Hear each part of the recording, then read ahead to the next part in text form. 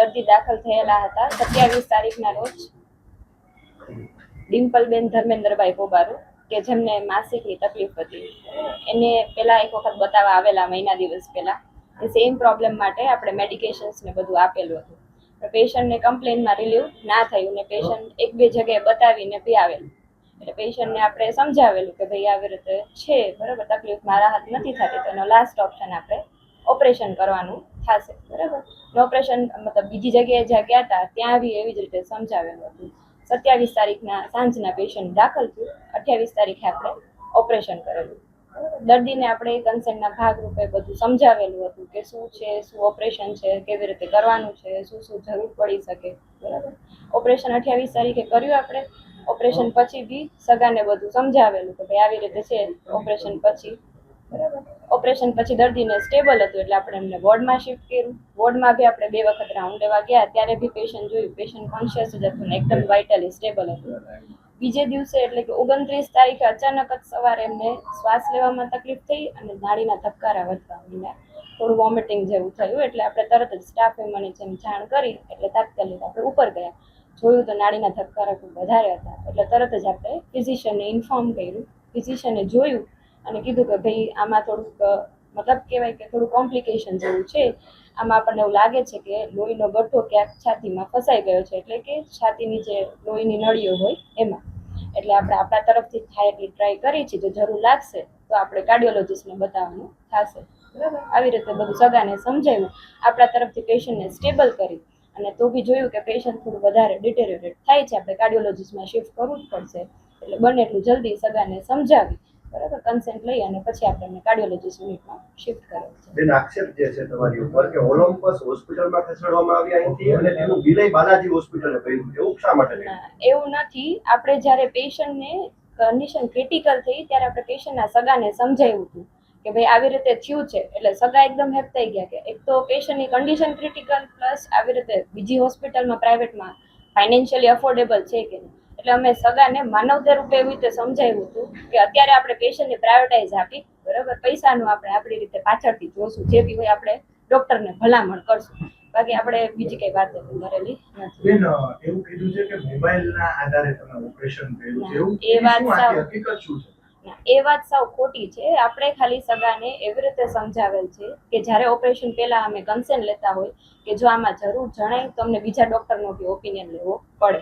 Operation successfully complete થઈ ગયું. Operation દરમિયાન કોઈ કોલ કરવામાં આવેલો નથી અને ઓપરેશન પછી સગાને એવી રીતે જ સમજાવ્યું કે ઓપરેશન વ્યવસ્થિત થઈ ગયું છે, આમાં આપણને બીજી કઈ જરૂર પડી નથી. બેન, એવું પણ વાત હતી કે સર્જનને બોલાવવાના હતા પણ સર્જન આવ્યો નહોતા એટલે તમે ફોન કર્યો તો ચાલુ ઓપરેશન થયું. એવું કઈ નથી. એ કદાચ સગાને પેલું મિસઅન્ડરસ્ટેન્ડિંગ થઈ ગઈ હશે કે આવી રીતે અમને કીધું તું ને બોલાવ્યા કે છે, તો હવે કેવી રીતે એ લોકો ઇન્ટરપ્રિટ કરવે આપણને ખબર નથી. અમે તમને સમજાવ્યું એવી જ રીતે કે સગાને આપણે કન્સેન્ટના ભાગરૂપે પેલા સમજાવેલા છે અને ઈ ઓન પેપર અમે રિટર્ન બી લખેલું છે કે જે અમે પોલીસને હેન્ડઓવર કર્યું છે.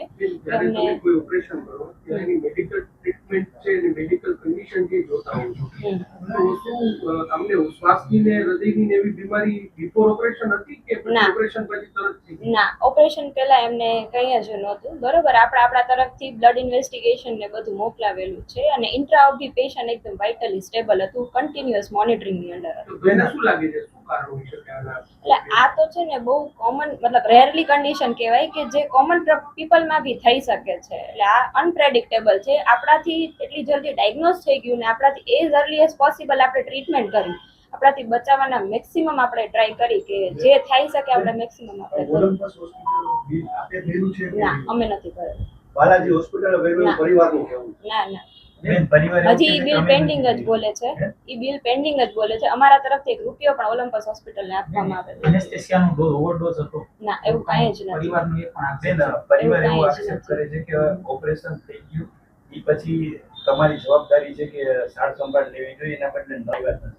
એવું નથી. આપણે જ્યારે પેશન્ટને વોર્ડમાં શિફ્ટ કર્યું, ઓપરેશન દરમિયાન જે કે ઓપરેશન પતી ગયું, દર્દી એકદમ ભાનમાં આવી ગયું, ત્યારે બી મેં દર્દીને જોયેલ છે.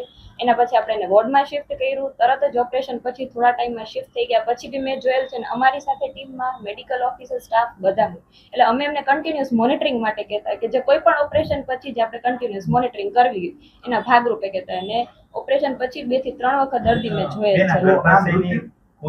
બેનનું થયું છે એ મેડિકલની ભાષામાં આપ કઈ રીતે જુઓ છો, કયા કારણે મૃત્યુ થયું છે? એટલે એ રીઝન તો આપણે ના કહી શકીએ, તો પીએમ રિપોર્ટ ને બધું આવે એના પછી જ કહી શકીએ. અમે ખાલી એક સસ્પેક્ટ કરી શકીએ કે આ રીઝન હોઈ શકે, અમે કન્ફર્મ ના આપી શકીએ કે Suspect. શું હોઈ શકે. બેન, આ ગર્ભાશયની કોથળીનું જે ઓપરેશન હોય એ સામાન્ય ઓપરેશન કહેવાય. એમાં દર્દીની જાન જાય એટલે એ વસ્તુ થોડી ના, એટલે આ ગર્ભાશયની કોથળીનું ઓપરેશન જે બહુ કોમનલી થતું હોય છે, પણ એમને જે વસ્તુ થઈ છે ને એ રેરેસ્ટમાં રેસ્ટ, એટલે આપણે જે ઓપરેશન કરેલું ને એનું 0.5 થી 0.9% ચાન્સીસ છે કે એમાં કોમ્પ્લિકેશન ના, ઓપરેશનની કોઈ જ એરર પરિવારજનો આક્ષેપ તમારી પર કરે તો કારણ શું? હવે દર્દીને સગાઈ કેવી રીતે સમજ્યું છે આપણે તો કઈ ના કરી શકીએ. આપણે આપણા તરફથી બેસ્ટ આપેલું છે, એઝ અ પ્રોસિજરના પહેલા બી વ્યવસ્થિત તમારા સમજાવેલું છે બેસ્ટમાં પૂરી કોકનો જીવ procedure. ગયો છે ને, એ તો હકીકત છે ને.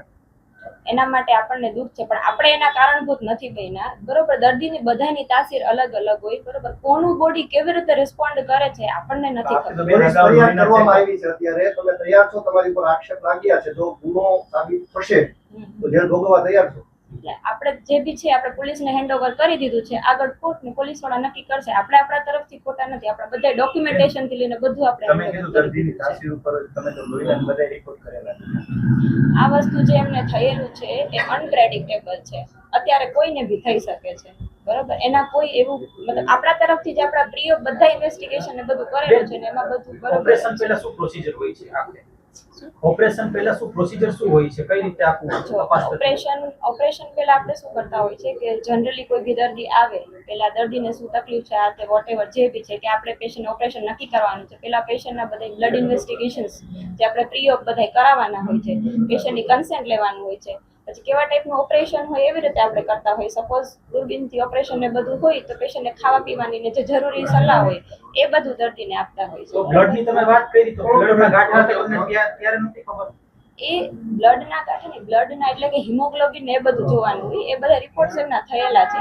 અમુક રિપોર્ટો એને બારે બી કરાવેલા છે અને એ રિપોર્ટો નોર્મલ હોય તો જ આપણે ઓપરેશન કરતા.